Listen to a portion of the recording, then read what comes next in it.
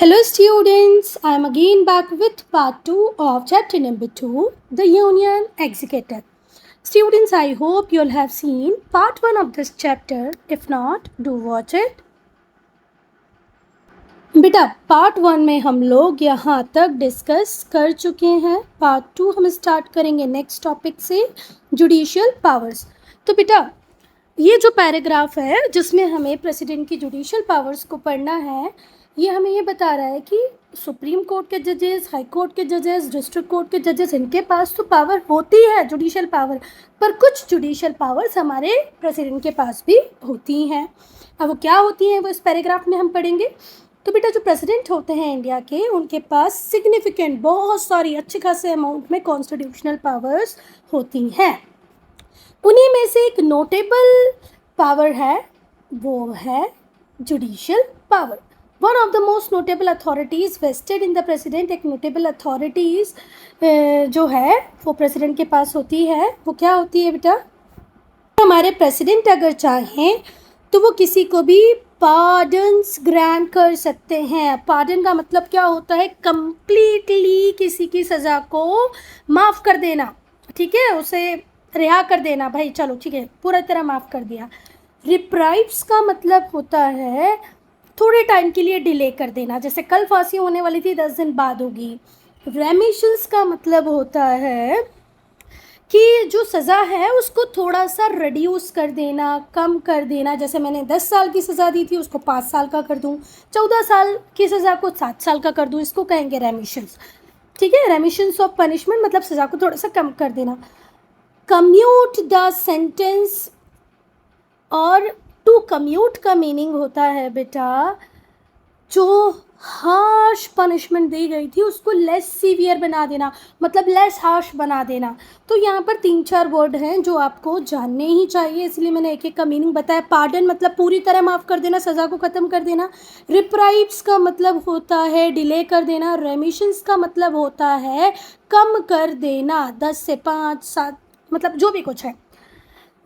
रेमिशंस of punishment मतलब सज़ा को कम कर देना. टू कम्यूट द सेंटेंस, बेटा जो भी सेंटेंस कोर्ट ने दिया होगा, जो वर्डिक्ट दिया होगा, उसको लेस सीवियर बना देना. ठीक है, हल्की कर देना सज़ा को. ये कर सकते हैं कौन? हमारे प्रेसिडेंट. तो ये पैराग्राफ स्टार्टिंग में आपको बोल रहा है कि कॉन्स्टिट्यूशनल पावर्स हमारे प्रेसिडेंट के पास होती हैं. उसमें एक बहुत नोटेबल अथॉरिटी जो दी गई है हमारे प्रेसिडेंट को, ये कि अगर वो चाहें तो किसी व्यक्ति को सज़ा से मुक्ति दिला सकते हैं, किसी की सज़ा को थोड़ा डिले कर सकते हैं, और किसी की सज़ा को थोड़ा सा कम सीवियर मतलब थोड़ा सा कम हार्श बना सकते हैं. ये जो पावर है ये प्रेसिडेंट खुद से एक्सरसाइज नहीं कर सकते बेटा.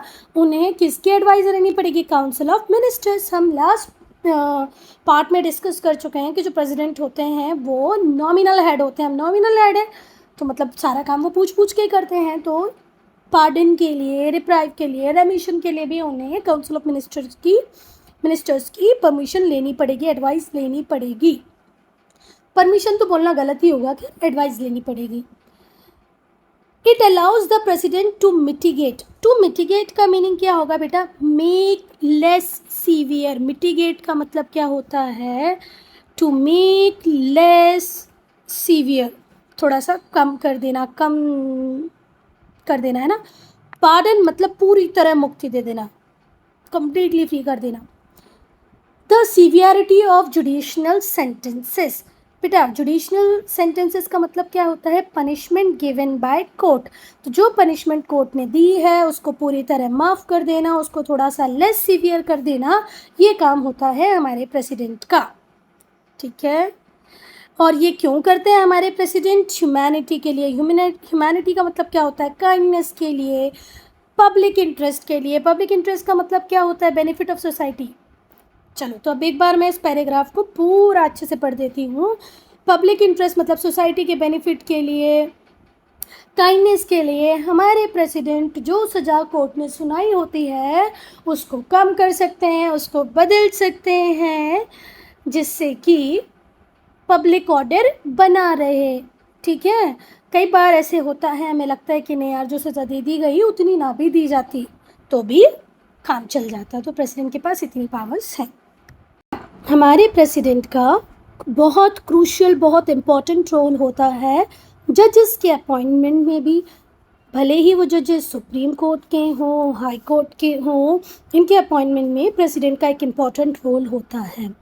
जो प्रेसिडेंट होते हैं वो अपॉइंट करते हैं जजेस को on the basis of recommendations. अब मेरी बात सुनो बेटा, प्रेसिडेंट अपॉइंट ज़रूर कराते हैं पर वो किसी को भी अपॉइंट नहीं करा सकते, वो उसी को अपॉइंट कराएंगे जिसका नाम रिकमेंड किया हो। किसने? कोलेजियम सिस्टम ने। अब कोलेजियम सिस्टम क्या है? तो बेटा ये एक मैकेनिज्म है for the appointment and transfer of जजेस। कौन होता है कोलेजियम सिस्टम का पार्ट? तो बेटा चीफ जस्टिस ऑफ इंडिया, जो भी इंडिया के चीफ जस्टिस होंगे वो कोलेजियम सिस्टम का पार्ट होंगे, प्लस 4 सीनियर मोस्ट जजेस। जो सीनियर मोस्ट जजेस होंगे ना सुप्रीम कोर्ट के, सुप्रीम कोर्ट के 4 सीनियर मोस्ट जज और सीजीआई, ये मिलके ये 5 लोगों के ग्रुप को हम कहते हैं कोलेजियम सिस्टम। ठीक है, तो कोई आपसे पूछेगा कोलेजियम सिस्टम में कितने लोग हैं, तो आप बताएंगे 5, एक chief justice of India plus 4 senior most जजेस ऑफ सुप्रीम कोर्ट। क्लियर हुई बात? ये रिकमेंडेशंस देते हैं जजेस को कि भाई आपको इस व्यक्ति को अपॉइंट करना है, इसका ट्रांसफ़र करना है। ये वो जजेस हैं जिन्हें हमें अब हाई कोर्ट से सुप्रीम कोर्ट में भेजना है। Under this system a group of senior जजेस called collegium recommend names for appointment of जजेस, ट्रांसफ़र ऑफ जजेस and elevation of high court जजेस टू सुप्रीम कोर्ट। क्लियर होगी बात? चलो, इन्वॉल्व्स कंसल्टेशन विद सीजीआई, बताया मैंने, एंड अदर सीनियर जजेस। 4 सीनियर जजेस होंगे और सीजीआई होंगे इंडिया के। अभी मुझे बताओ तो ज़रा, ये हैं बेटा इंडिया के सीजीआई। पहले मैं आपसे पूछना चाह रही थी, फिर मुझे लगा कि मैं ही बता देती हूँ। तो करंट सीजीआई कौन है इंडिया के? ये हैं, इनका नाम है Suryakant. Current CGI of India Suryakant. पहले मुझे लगा मैं आपसे पूछ लूँ, फिर मुझे लगा आप लोग बताओगे नहीं और बताने के साथ साथ सर्च भी नहीं करोगे, इसलिए मैंने बता दिया। करंट सीजीआई कौन है इंडिया के? Suryakant. This appointment process ensure, और ये जो अपॉइंटमेंट प्रोसेस है अंडर कोलेजियम सिस्टम, वो ये बताती है कि जजेस का अपॉइंटमेंट इम्पार्शियली होता है, मेरिट के बेसिस पे होता है। ठीक है, और ये जुडिशरी की इंडिपेंडेंस को भी रेनफोर्स करता है। भैया अगर प्रेसिडेंट को ही सबका अपॉइंटमेंट करना होता तो फिर जुडिशरी इंडिपेंडेंट कहाँ हुई? प्रेसिडेंट अपने हिसाब से सब कुछ कर देते, पर इस इंडिपेंडेंस को बनाए रखने के लिए हमने प्रेसिडेंट को अपॉइंट करने की पावर तो दी, पर किसके रिकमेंडेशंस पे? Collegium system. और कोलेजियम सिस्टम में सिर्फ कौन होते हैं? सीजीआई होता है और सीनियर मोस्ट जजेस होते हैं। तो यहाँ पर इम्पार्शलिटी रहे, जुडिशरी की इंडिपेंडेंस मेंटेन रहे, इसीलिए हमने ऐसे किया है, कोलेजियम सिस्टम बनाया है। नाउ एमरजेंसी पावर्स, अब हम डिस्कस करेंगे हमारे प्रेसिडेंट की एमरजेंसी पावर्स। जो हमारे प्रेसिडेंट होते हैं ना बेटा, वो इमरजेंसी डिक्लेयर कर सकते हैं, पर वो भी किसकी एडवाइस पर? काउंसिल ऑफ मिनिस्टर्स की एडवाइस पे। और काउंसिल ऑफ मिनिस्टर्स भी ऐसे नहीं होंगे कि चलो आज नाश्ता अच्छा बना था, इमरजेंसी लगा देते हैं, है ना, आज मेरा मूड है, मौसम बहुत सुहाना है, इमरजेंसी लगा देते हैं, या मेरा मूड ख़राब है, इमरजेंसी लगा देते हैं। ऐसा नहीं होता बेटा। तो काउंसिल ऑफ मिनिस्टर्स भी इमरजेंसी के लिए कभी भी प्रेसिडेंट को नहीं बोल सकते हैं, कुछ कंडीशन स्पेसिफाई हैं, अगर वैसा माहौल बनता है तो ही इमरजेंसी इम्पोज की जाएगी। हाँ, तो इमरजेंसी कब कब डिक्लेयर की जा सकती है? जब हमें एक्सटर्नल एग्रेशन का डर हो, डेंजर हो। पाकिस्तान ने अटैक कर दिया, चाइना ने अटैक कर दिया है, कोई इंटरनल अपराइजिंग हो रही हो जो पूरे कंट्री की शांति को भंग कर रही हो, है ना, internal uprising threatening the peace and security of the country, कोई एक्सटर्नल एग्रेशन हो जिससे हमें डर लग रहा हो कि भाई हमारी कंट्री के लिए घातक साबित होगा, हमारी कंट्री में कोई 2 ग्रुप ऐसे लड़ रहे हो जो कंट्री के पीस को ख़त्म कर सकते हैं, तो प्रेसिडेंट इमरजेंसी लगा सकते हैं। जब कॉन्स्टिट्यूशनल मशीनरी का ब्रेकडाउन हो जाए किसी स्टेट में सरकारें वैसी नहीं चल रही हैं जैसे अकॉर्डिंग टू कॉन्स्टिट्यूशन उन्हें चलना चाहिए, तो भी क्या होगा? इमरजेंसी लगाई जाएगी। फिनेंशियल इनस्टेबिलिटी आ जाए कंट्री में, भाई हमारे पास इतना पैसा बचा ही नहीं है अब कि हम इंपोर्ट कर पाएँ नेसेसरी आइटम्स का, या और भी कोई तंगी आ जाए, तो भी हम इमरजेंसी लगा सकते हैं। हम नहीं, मतलब हमारे प्रेसिडेंट। तो बेटा देखो, अगर हम नेशनल इमरजेंसी की बात करें तो अब तक हमारे इंडिया में सिर्फ 3 ही बार नेशनल इमरजेंसी लगाई गई है। एक बार लगाई गई थी 1962 में, जब इंडिया और चाइना की लड़ाई चल रही थी, इंडो चाइना वॉर। फिर लगाई गई थी 1971 में, जब लड़ाई चल रही थी इंडिया और पाकिस्तान की, इंडो पाकिस्तान वॉर।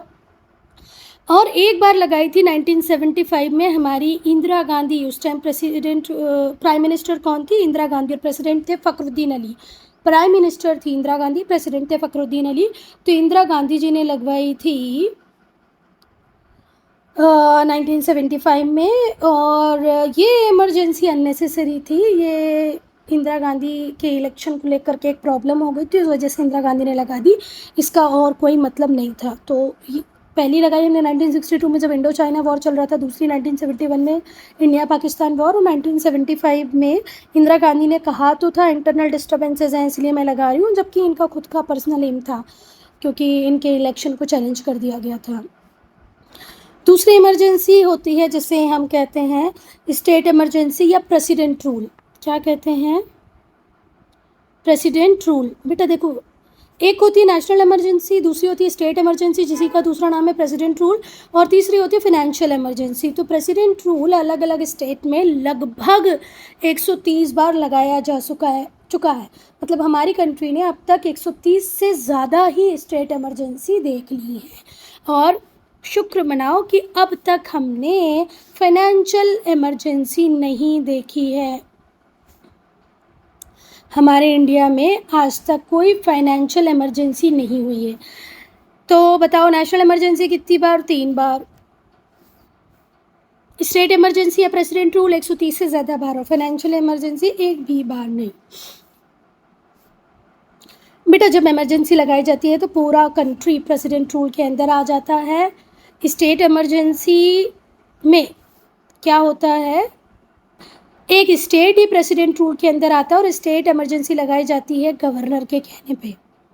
ठीक है, तो वो स्टेट पे से फिर किसका रूल आ जाता है? सीधे प्रेसिडेंट का रूल आ जाता है। Now military powers. तो बेटा जो हमारे प्रेसिडेंट होते हैं इंडिया के, वो सुप्रीम कमांडर होते हैं आर्म्ड फोर्सेस के। Armed forces included army, navy और एयरफोर्स। ठीक है, बिल्डिंग सिग्निफिकेंट मिलिट्री पावर, इनके पास अच्छी खासी मिलिट्री पावर होती हैं, पर ये सारी की सारी सेरेमोनियल होती हैं, नॉमिनल होती हैं, नाम मात्र की होती हैं। प्रेसिडेंट के पास इतनी अथॉरिटी होती है, तो प्रेसिडेंट के पास इतनी पावर होती है कि वो वॉर डिक्लेयर कर दे। पर अभी आप लोगों ने सुना होगा ना कि हमने पाकिस्तान के कुछ बेसिस पे स्ट्राइक की थी। तो प्रेसिडेंट का तो नाम होता है बेटा, हर चीज़ डिसाइड कौन करते हैं? हमारे प्राइम मिनिस्टर। तो प्रेसिडेंट के पास पावर होती है, इतनी अथॉरिटी वो होल्ड करता है कि वॉर डिक्लेयर कर सकता है, जो वॉर चल रहा होता है उसे रोक सकता है, पीस डिक्लेयर कर सकता है। ठीक है, और ये सब पहले पार्लियामेंट के अप्रूवल से ही होगा। मतलब देखो, प्रेसिडेंट अगर पार्लियामेंट ने अप्रूव कर दिया है तो वॉर डिक्लेयर कर सकता है, ऐसे ही वॉर को पीस में भी कन्वर्ट कर सकता है, मतलब शांति समझौते कर सकता है। जितनी भी इम्पोर्टेंट ट्रीटीज़ होती हैं, कॉन्ट्रैक्ट्स होते हैं, वो प्रेसिडेंट के नाम से ही साइन होते हैं। जितनी भी ट्रीटी होंगी, जितने भी समझौते होंगे इंटरनेशनल लेवल पे, वो सब कौन ही साइन करेंगे? हमारे प्रेसिडेंट। किसके नाम पर ही साइन होते हैं? वो प्रेसिडेंट के नाम पर ही साइन होते हैं, सारी इंपॉर्टेंट ट्रीटीज़ भी और कॉन्ट्रैक्ट्स भी। Vice president. तो बेटा जो वाइस प्रेसिडेंट होते हैं इंडिया के, उन्हें कौन इलेक्ट करता है? उन्हें इलेक्ट करते हैं MP, लोकसभा, राज्यसभा। जो इलेक्टोरल कॉलेज प्रेसिडेंट के लिए बनता है उसमें MLAs भी होते हैं बेटा, है ना। पर जो इलेक्टोरल कॉलेज वाइस प्रेसिडेंट के लिए बनता है उसमें सिर्फ लोकसभा मेंबर होते हैं और राज्यसभा मेंबर होते हैं, मतलब सिर्फ MPs का रोल होता है, MLAs का रोल नहीं होता है। बेटा वो व्यक्ति जिसे वाइस प्रेसिडेंट बनना होगा उसके लिए एलिजिबिलिटी क्राइटेरिया क्या होता है? वो इंडियन सिटीजन हो, भारत का नागरिक हो, उसकी उम्र कम से कम 35 साल की हो, और वो क्वालिफाइड हो राज्यसभा मेंबर बनने के लिए। जब हमने प्रेसिडेंट के क्वालिफिकेशंस को पढ़ा था तो उसमें था लोकसभा मेंबर बनने के लिए वो एलिजिबल होना चाहिए, पर जब हम वाइस प्रेसिडेंट को पढ़ते हैं तो ये राज्यसभा मेंबर बनने के लिए एलिजिबल होना चाहिए। आई बात समझ में? चलो, वाइस प्रेसिडेंट को कौन चुनता है? MPs। एज कितनी चाहिए? मिनिमम 35, इंडियन सिटीजन होना चाहिए और राज्यसभा मेंबर बनने के लिए क्वालिफाइड होना चाहिए। जो वाइस प्रेसिडेंट होते हैं वो 5 इयर्स के लिए ही इलेक्ट होते हैं। वो एक्स ऑफिशियो चेयरमैन भी होते हैं राज्यसभा के। देखो बेटा, जैसे ही आप वाइस प्रेसिडेंट बनते हो ना, तो ये हमारे इंडिया में लिखा ही है कॉन्स्टिट्यूशन में ही ऑलरेडी कि जो प्राइम मिनिस्टर होगा वो चेयरमैन होगा नीति आयोग का, है ना। ऐसे ही जो वाइस प्रेसिडेंट होगा वो एक्स ऑफिशियो चेयरमैन बन जाएगा किसका? राज्यसभा का। जो भी वाइस प्रेसिडेंट होगा वही राज्यसभा का चेयरमैन भी होगा। राज्यसभा का चेयरमैन अलग से नहीं बनाया जाता है। Vice president by default ex officio chairman होता है किसका? राज्यसभा का। तो वो कई बार प्रेसिडेंट के ऑफिस को भी ले सकता है जब प्रेसिडेंट नहीं हो, कंट्री के बाहर हो, उनकी तबीयत ठीक नहीं हो, उन्होंने रेजिग्नेशन दे दिया हो, वो बीमार हो, उनकी डेथ हो गई हो या उनका इम्पीचमेंट हो गया हो, तो वाइस प्रेसिडेंट बेटा प्रेसिडेंट की पोस्ट को, प्रेसिडेंट की पोजीशन को होल्ड कर सकते हैं जब प्रेसिडेंट की डेथ हो गई हो, वो बहुत बीमार हो, कंट्री के बाहर हो, उनका इम्पीचमेंट हो गया हो। चलो, जो वाइस प्रेसिडेंट होते हैं वो उस ऑफिस को सिर्फ तब तक ही होल्ड कर सकते हैं जब तक नया प्रेसिडेंट नहीं बन जाता। जैसे ही नया प्रेसिडेंट बनेगा उन्हें हट जाना पड़ेगा। प्रेसिडेंट कंट्री से बाहर गए थे, वो आ गए, तो वो अपना काम करेंगे, वाइस प्रेसिडेंट अपना करेगा। किसी प्रेसिडेंट की डेथ हो गई तो हम फिर से इलेक्शन करवाएंगे, फिर नया प्रेसिडेंट आएगा, है ना, तो फिर वाइस प्रेसिडेंट अपना काम करेगा। अब हम पढ़ेंगे बेटा most powerful post of India, the prime minister. जो काउंसिल ऑफ मिनिस्टर्स होते हैं इनको हेड करते हैं कौन? Prime minister. और ये क्या है? Most powerful executive organ in the political setup of India. Indian political setup में सबसे मजबूती से, सबसे ज़्यादा ताकतवर अगर कोई है तो वो है council of ministers headed by prime minister. Prime minister की बात ही अलग है भाई। तो हम पहले तो प्राइम मिनिस्टर के अपॉइंटमेंट की बात करें। बेटा जो प्राइम मिनिस्टर और जो काउंसिल ऑफ मिनिस्टर्स होते हैं इनको अपॉइंट करने का काम किसका है? प्रेसिडेंट के पास है। ये हम पहले भी डिस्कस कर चुके हैं कि वो किसी को भी अपॉइंट नहीं कर सकते। जिसकी लोकसभा में मेजॉरिटी होती है जिस पार्टी की, उसका लीडर ही प्राइम मिनिस्टर बनेगा। पर ये सिर्फ एक फॉर्मेलिटी है, जैसे मैंने बताया। जो लीडर होता है मेजॉरिटी पार्टी का लोकसभा में, उसे ही अपॉइंट किया जाता है प्रेसिडेंट के द्वारा एज प्राइम मिनिस्टर। जो प्राइम मिनिस्टर होते हैं फिर वो दूसरे मिनिस्टर्स को सेलेक्ट करते हैं, पर वो भी पार्लियामेंट के मेंबर होने चाहिए। और अगर हमारे प्राइम मिनिस्टर को ऐसा लगता है कि यहाँ से दूर बैठा कोई व्यक्ति जो पार्लियामेंट का पार्ट नहीं है पर मुझे उसको मिनिस्टर बनाना है, तो भी प्राइम मिनिस्टर बना सकते हैं। बस कंडीशन ये होगी कि विद इन 6 मंथ उसे लोकसभा या राज्यसभा का मेंबर बनना पड़ेगा। बेटा लोकसभा के चुनाव तो 5 साल में होते हैं, राज्यसभा का मेंबर बनाना थोड़ा सा आसान हो जाता है ना, क्योंकि हर 2 साल में लोग रिटायर होते हैं।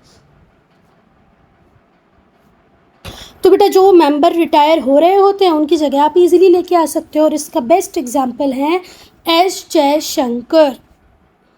एस जयशंकर जो ना तो लोकसभा मेंबर थे ना राज्यसभा मेंबर थे, पर हमारे प्राइम मिनिस्टर को ऐसे लगता था कि इन्होंने फॉरेन सर्विसेज में बहुत बढ़िया रोल प्ले किया है।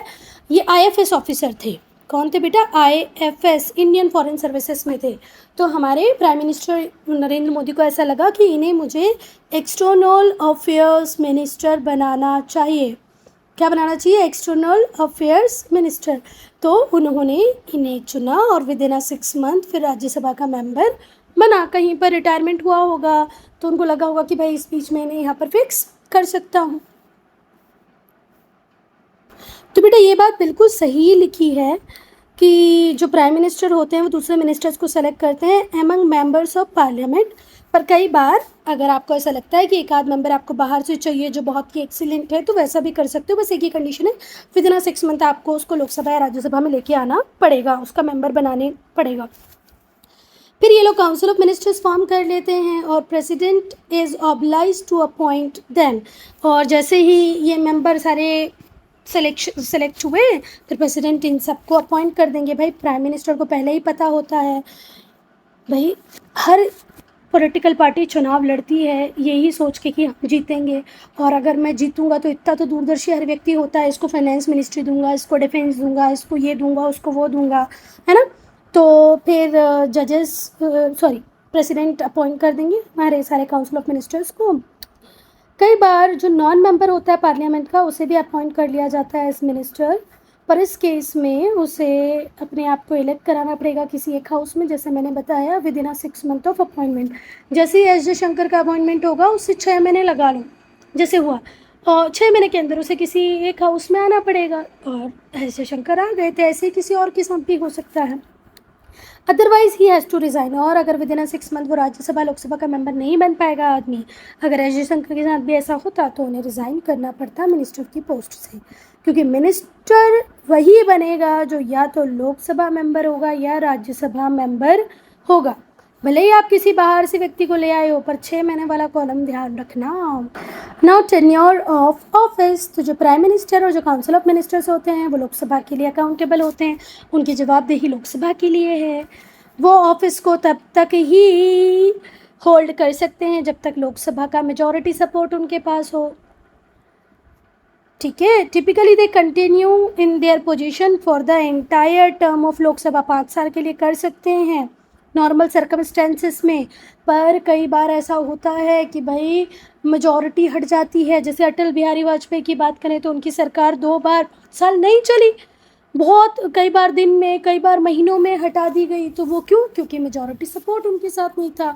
कोएलिशन गवर्नमेंट जब उन्होंने बनाई तो जो 1-2 पार्टनर उनके साथ थे वो उन्हें छोड़ के चले गए तो उनकी सरकार गिर गई, क्योंकि फाइनली सारा खेल मेजॉरिटी का है।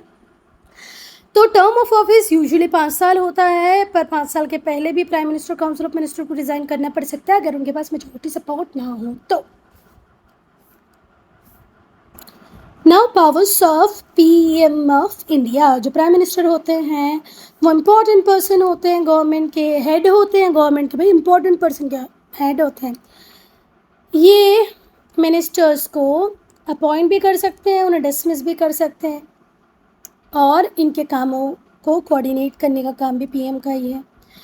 ये पोर्टफोलियो को एलोकेट करते हैं। पोर्टफोलियोज़ क्या है? डिपार्टमेंट है, फाइनेंस मिनिस्ट्री हो गई, डिफेंस मिनिस्ट्री हो गई, होम अफेयर्स मिनिस्ट्री हो गई, finance ministry external affairs ministry हो गई, और भी है बहुत सारी, रेलवे है। तो जो डिफरेंट पोर्टफोलियो हैं इनको एलोकेट करने का काम भी यही करते हैं काउंसिल ऑफ मिनिस्टर्स को। अगर कोई मिनिस्टर अपोज करता है प्राइम मिनिस्टर को तो उसे क्विट करना पड़ेगा। बेटा आप लोग ध्यान से सुनो, जो हमारी निर्मला सीतारमन है, जो आज की फाइनेंस मिनिस्टर है, पहले वो डिफेंस मिनिस्टर हुआ करती थी, तो पोर्टफोलियो बांटने का काम पूरी तरीके से प्राइम मिनिस्टर के ऊपर डिपेंड करता है कि वो किसको फाइनेंस मिनिस्टर रखेंगे, किसको डिफेंस रखेंगे, या किसी को डिफेंस से निकाल के फाइनेंस मिनिस्ट्री दे देंगे, ये इनके ऊपर डिपेंड करता है। ये काउंसिल ऑफ मिनिस्टर्स के जो डिसीजंस होते हैं उन्हें कम्युनिकेट करते हैं, डिस्कस करते हैं प्रेसिडेंट के साथ। ये लिंक होते हैं प्रेसिडेंट और काउंसिल ऑफ मिनिस्टर के बीच में। Prime minister is the link between president and council of ministers. Even जितनी भी कैबिनेट की मीटिंग्स होती हैं उसे प्रिसाइड करने का काम पीएम का ये होता है। Presides the meeting of cabinet as well as council of minister. Cabinet की मीटिंग हो, काउंसिल ऑफ मिनिस्टर्स की मीटिंग हो, सबको प्रिसाइड करने का काम हमारे पीएम के पास है। सारे एग्जीक्यूटिव इम्पोर्टेंट डिसीजंस यही लेते हैं। ये प्रेसिडेंट को एडवाइस करते हैं कि भाई लोकसभा को बुला लो, लोकसभा को रोक दो, या पूरी तरह डिसॉल्व कर दो, भंग कर दो। ये प्रेसिडेंट को एडवाइस करते हैं इम्पॉर्टेंट पोस्ट पे जो व्यक्तियों का अपॉइंटमेंट होने वाला है उसके रिगार्ड में कि भाई आपको इसको इस पोस्ट के लिए अपॉइंट करना है, इसको इस पोस्ट के लिए अपॉइंट करना है, इसे यहाँ का गवर्नर बना दो, उसे वहाँ का गवर्नर बना दो, like that. Council of ministers, तो बेटा जो प्राइम मिनिस्टर होते हैं और जो काउंसिल ऑफ मिनिस्टर होते हैं ये रियल एग्जीक्यूटिव पावर को होल्ड करते हैं। हमारी कंट्री में क्या होगा, हम किस कंट्री के साथ डील करेंगे, internal policies external policies actually बनाने वाले यही लोग हैं, प्राइम मिनिस्टर और काउंसिल ऑफ मिनिस्टर्स। तो ये क्या है? रियल एग्जीक्यूटिव पावर होल्ड करने वाले लोग हैं। जो एडमिनिस्ट्रेशन होता है कंट्री का ये इन्हीं मिनिस्टर्स के द्वारा पूरा किया जाता है, और ये डिफरेंट डिपार्टमेंट का चार्ज अपने पास रखते हैं। बताया ना मैंने, फाइनेंस डिपार्टमेंट किसी के पास होगा, होम अफेयर्स किसी के पास होगा। जो मिनिस्टर्स होते हैं उन्हें डिवाइड कर दिया गया है 3 कैटेगरीज में।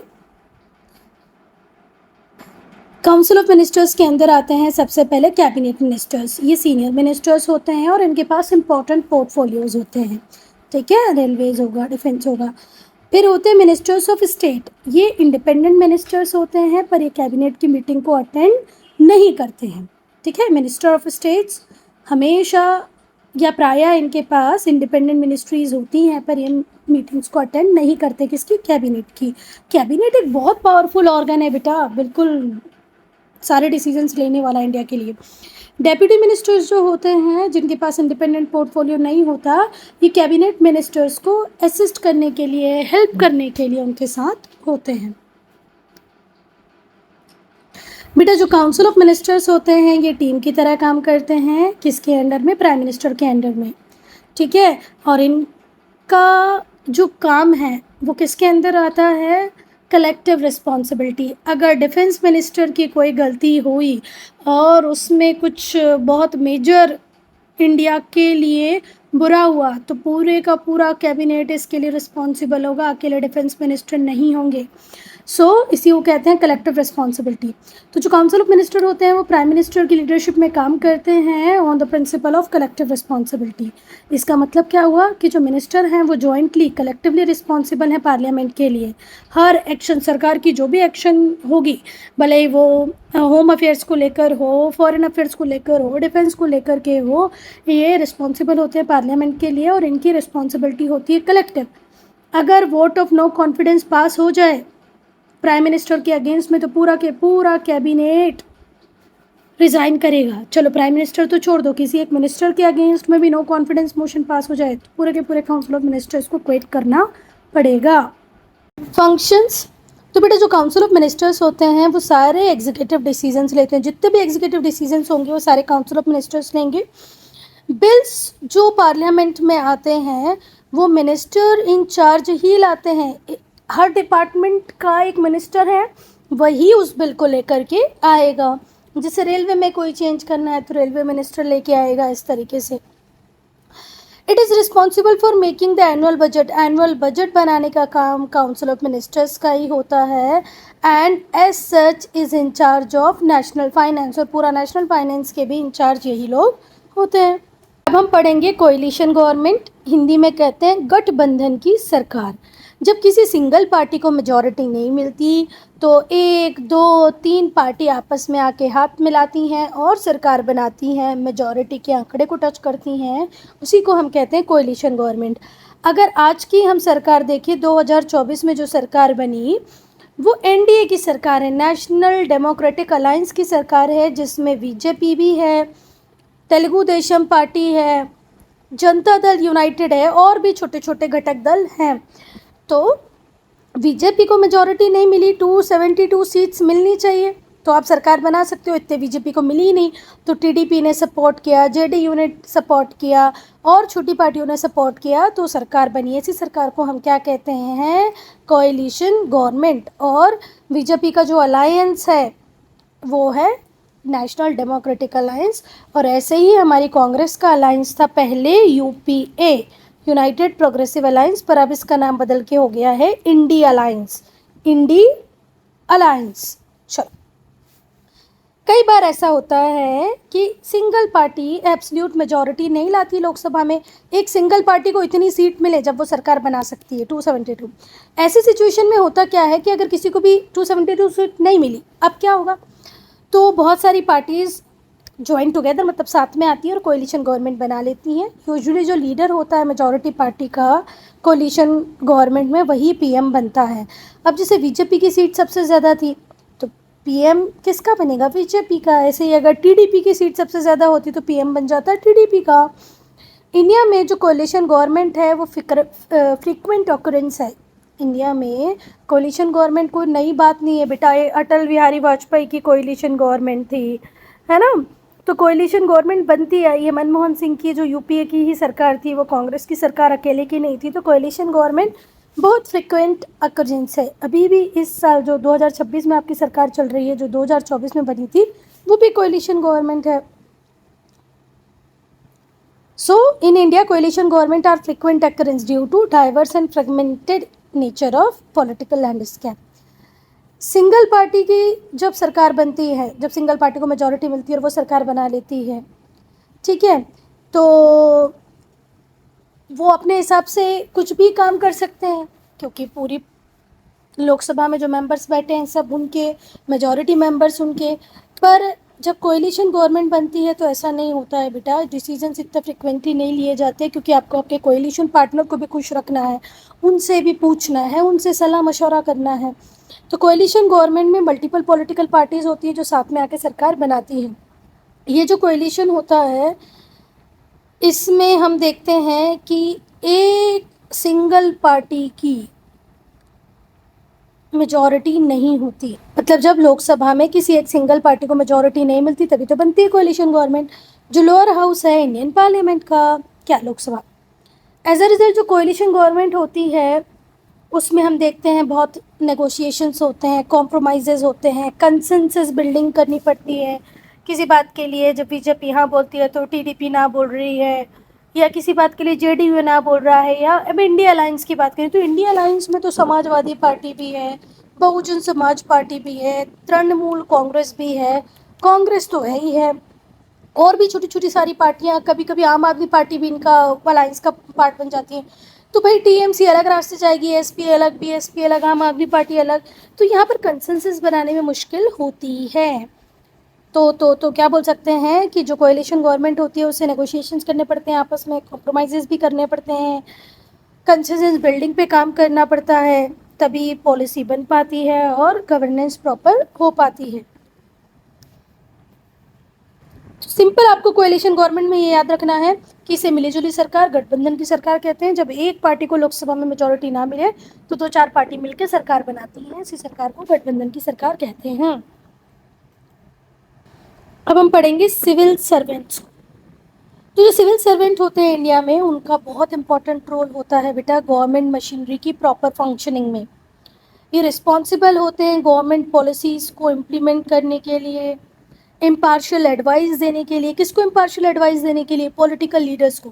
बेटा हमारे पॉलिटिकल लीडर्स बहुत क्वालिफाइड नहीं होते, उन्हें इकोनॉमी का, हेल्थ का, फाइनेंस का इतना नॉलेज नहीं होता, तो उनकी स्पीचेस लिखना, उन्हें एडवाइस देना, ये काम किसका ही होता है? सिविल सर्वेंट्स का ही होता है। साथ ही साथ ये इंश्योर करना कि पब्लिक सर्विसेज की डिलीवरी प्रॉपर होगी, घर घर तक पानी पहुंचेगा, रोड अच्छी बनी रहेगी, स्ट्रीट लाइट प्रॉपर चलेगी। सिविल सर्विसेज को रिक्रूट किया जाता है एक एग्ज़ाम के थ्रू, वो एग्ज़ाम होती है बहुत टफ, उसे कंडक्ट कराता है UPSC, union public service commission, ठीक है। और ये बहुत सारी पोजीशंस के लिए एग्ज़ाम लेते हैं, IRS, Indian revenue service, Indian foreign services, Indian forest services, और IAS, Indian administrative services, IPS, Indian police services. They operate within a framework of rules, regulation and procedure. बेटा जितने भी IAS IPS officer होते हैं, IRS officer होते हैं, IFS officer होते हैं, इनको सारे रूल्स, रेगुलेशन, प्रोसीजर्स को फॉलो करना होता है, इंटेग्रिटी को मेंटेन करना है, इम्पार्शियल रहना है through out their services, professionalism को मेंटेन करना है, ठीक है। सिविल सर्विसेज का जो प्रोफेशनलिज्म है उसको मेंटेन करना है। तो एक आईएएस ऑफिसर बन जाना, आईपीएस ऑफिसर बन जाना सिर्फ इतना ही नहीं है कि आप सैलरी के लिए काम कर रहे हो, लॉ एंड ऑर्डर में आपका इम्पोर्टेंट रोल होता है, गवर्नेंस में आपका इम्पोर्टेंट रोल होता है, आपको कंट्री की इंटेग्रिटी को मेंटेन रखना है, हमेशा इम्पार्शियल रहना है। जो सिविल सर्वेंट्स होते हैं इंडिया के, उनका इम्पोर्टेंट वाइटल रोल होता है डेमोक्रेसी के प्रिंसिपल्स को अपहोल्ड करने में और रूल ऑफ लॉ को हिसाब से कंट्री को गवर्न करने में। कोई व्यक्ति कानून के ऊपर नहीं है, कानून सबसे ऊपर है। ये इंश्योर कौन ही कराते हैं? हमारे civil servants. So students, I'm ending this video here only. If you have any doubt, any problem to write in comment section.